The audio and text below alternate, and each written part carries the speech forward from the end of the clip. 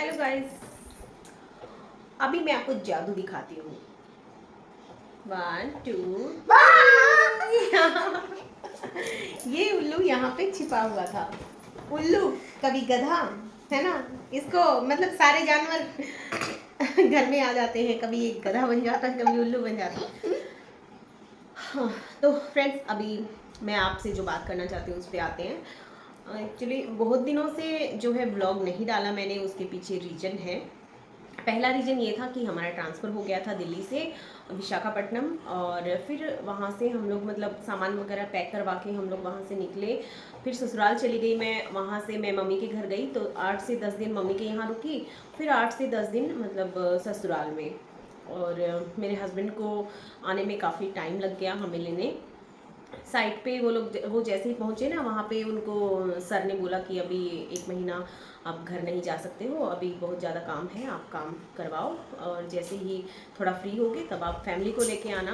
तो ये देखो, और ये मरीज ये आज बीमार है, इसको वॉमिटिंग हो रही है और पेट में पेन हो रहा है।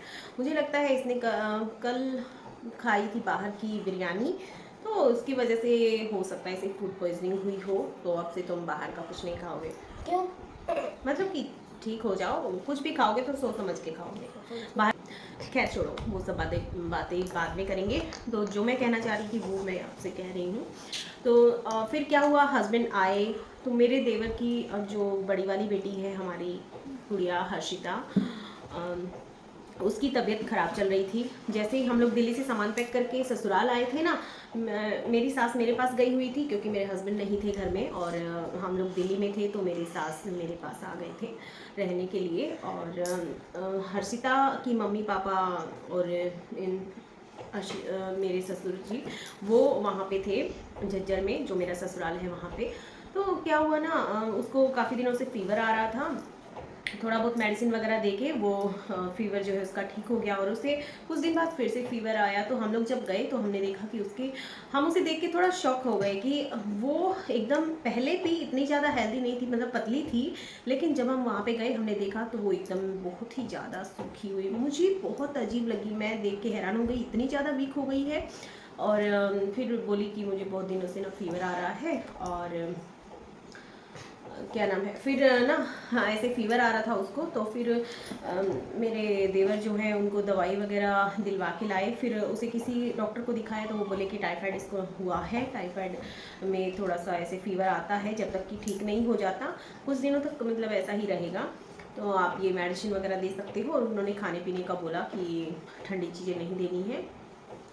तो उस हिसाब से ट्रीटमेंट चलने लगा। फिर मेरे हस्बैंड आ गए हमें लेने, और उस टाइम पे भी जो है हर्षिता की तबीयत ठीक नहीं थी। फिर हर्षिता को उनके मामा जी के यहाँ ले गए, और वहाँ पे ट्रीटमेंट हुआ। उसकी प्लेट बिल्कुल डाउन हो गई थी, तो वहाँ पे एक डॉक्टर थे, उन्होंने ग्लूकोज में कुछ मेडिसिन वगैरह दी उसको, तो प्लेट उसकी नॉर्मल हो गई, जितनी होनी चाहिए वो नॉर्मल हो गई। वहाँ से उसको वापस ले आए ससुराल, और ससुराल लाने के बाद उसको फीवर आ रहा था फिर भी। तो फिर डॉक्टर के पास दिखाया उसको, तो वो बोले कि भाई टाइफाइड जब निकलता है, मतलब जब जोरों पे होता है ना, तो ऐसे कंटिन्यू फीवर आता है। बस आपको ध्यान रखना है कि ज़्यादा फीवर आए तो आपको पट्टी रखनी है। तो वो सब भी किया, सब कुछ किया, और हम लोग फिर निकले वहाँ से। हमारा टिकट था, हस्बैंड आ गए थे हमें लेने, हम लोग उधर से निकले।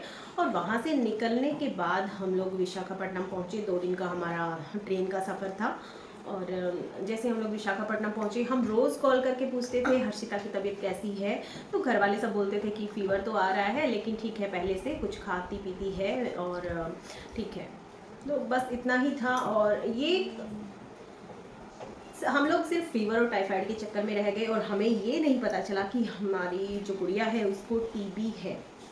क्या है ना, उनकी मम्मी को टीबी थी, और वो 24 घंटे मम्मी के पास रहती थी। अब मालूम नहीं उनके साथ रहते वक्त उसको वो टीबी हुआ, या फिर जेनेटिक प्रॉब्लम्स की वजह से, जेनेटिक कुछ बीमारियां जेनेटिक होती है ना मदर से बच्चे में। तो ऐसे मेरी देवरानी को 6 साल हो गए एक्सपायर हुए। वो टीबी की वजह से उनकी डेथ नहीं हुई थी, उनको मिर्गी के दौरे आते थे, तो इस वजह से उनको वो मिर्गी का अटैक आया और उस टाइम उनकी डेथ हो गई थी।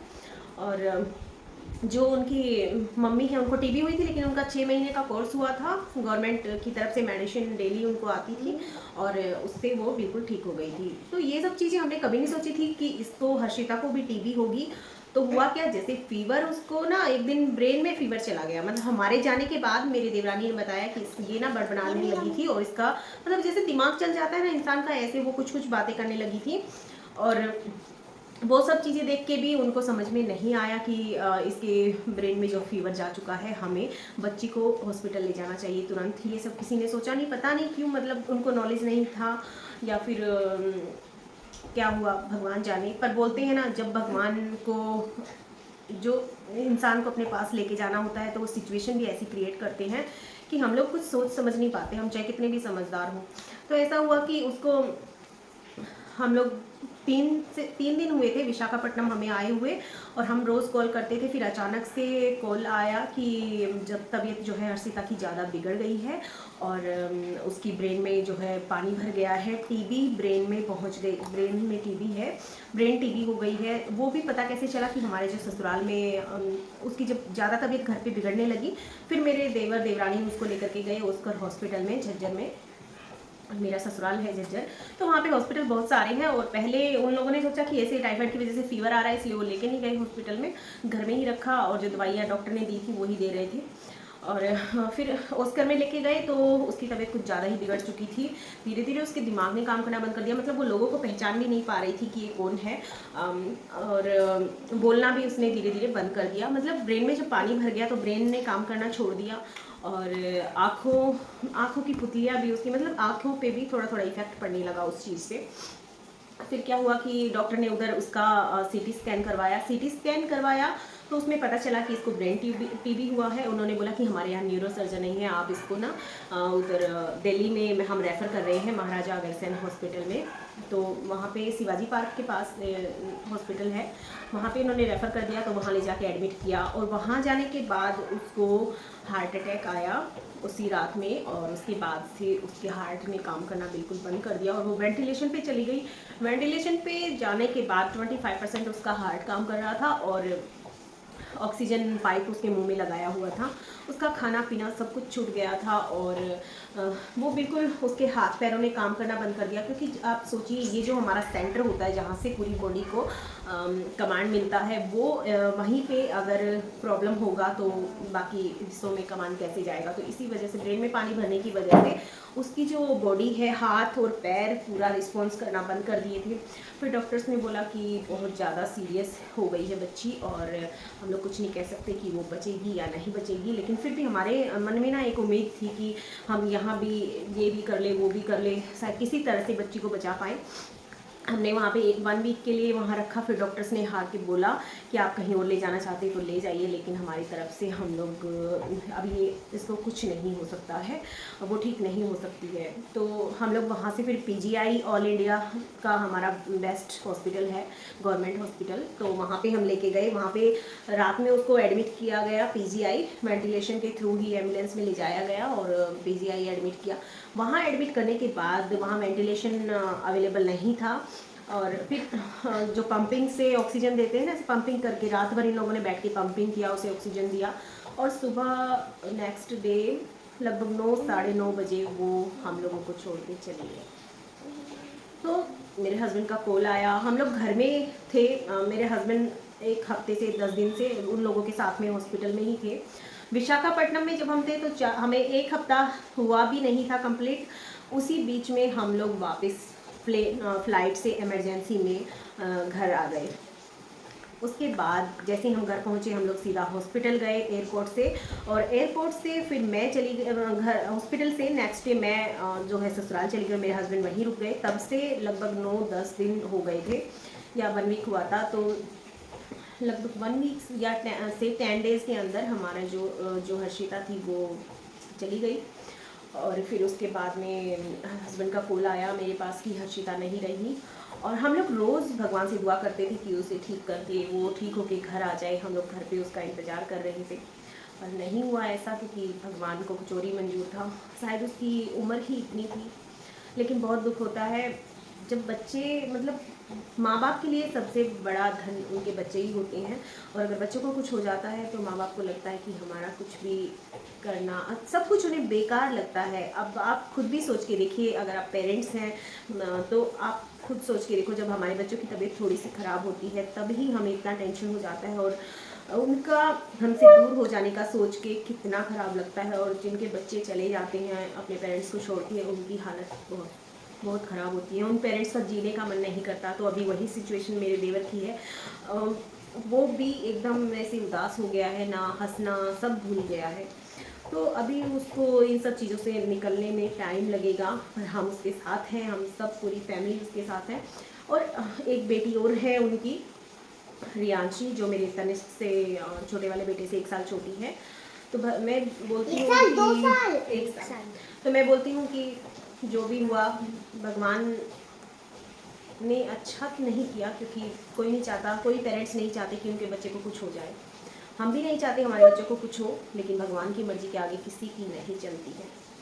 अब सब लोगों को अफसोस होता है कि हम लोग पहले ले जाते, लेकिन वो बोलते हैं ना, जिसकी लाइफ होती है वो चाहे कितनी भी सीरियस कंडीशन से गुजर रहा हो, वो फिर भी उससे निकल के बाहर आ जाता है, अगर उसकी लाइफ होती है तो बस अब यही हमने अपने मन को समझा लिया है कि उसकी उम्र इतनी ही थी, इसीलिए वो वापस नहीं आई। अगर उसकी लाइफ होती तो भगवान कुछ ना कुछ करके उसे ठीक कर देते और वो घर आ जाती वापस। तो फ्रेंड्स, हर्षिता को हम लोग कभी नहीं भूल पाएंगे, मैं तो कभी नहीं भूल पाऊंगी।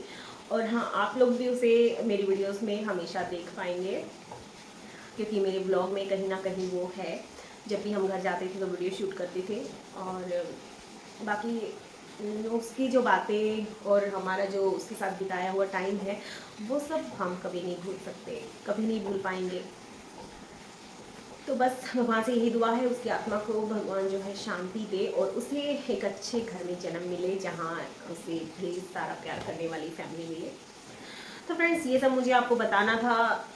आप लोग भी सोच रहे होंगे कि मैं वीडियोस नहीं डाल रही हूँ। तो हर्षिता के जाने के बाद 1 हफ्ते में हमने 13वीं की, क्योंकि हम सबने बोला छोटी बच्ची है तो ज़्यादा दिन नहीं रख करेंगे, 5-7 दिन की कर दो। तो हमने 7 दिन की 13वीं उस दिन हवन वगैरह हुआ, और थोड़ा बहुत जो रिचुअल्स, जो मतलब जो भी करना होता है उस टाइम पे वो सब करके, फिर उसके नेक्स्ट डे हम लोग वहाँ से निकले, और शाम को निकले। फिर हम लोगों ने बुआ जी के यहाँ स्टे किया। उसके नेक्स्ट डे मॉर्निंग में हमारी ट्रेन थी 5 बजे। तो हम लोग अर्ली मॉर्निंग 2:30 बजे बुआ जी के यहाँ से निकले, 2:30 से 3 बजे, और फिर हम लोगों ने ट्रेन पकड़ा अपना, और हम लोग विशाखापट्टनम वापस आ गए। और यहाँ आने के बाद अब मैं लगभग 1 वीक के बाद ये वीडियो शूट कर रही हूँ। कुछ दिनों तक तो बिल्कुल मन ही नहीं किया कुछ भी करने का, और हर्षिता की जो बातें, उसके साथ बिताया हुआ टाइम, वो सब अभी भी दिमाग में घूमता है। रात को किसी भी टाइम आँख खुल जाती है तो फिर उसकी याद आने लगती है, वही सब उसकी बातें, वो सब फिर से हमारे दिमाग में आ जाती हैं। और तो वही है, इंसान चला जाता है, उसकी यादें हमेशा के लिए हमारे पास रह जाती हैं। अब हम कुछ नहीं कर सकते, सिर्फ उसे देख सकते हैं, उसकी फ़ोटोज़, उसे याद कर सकते हैं, उसकी बातें याद कर सकते हैं, लेकिन वो कभी लौट के नहीं आएगी वापस हमारे पास। खैर, चलिए ठीक है।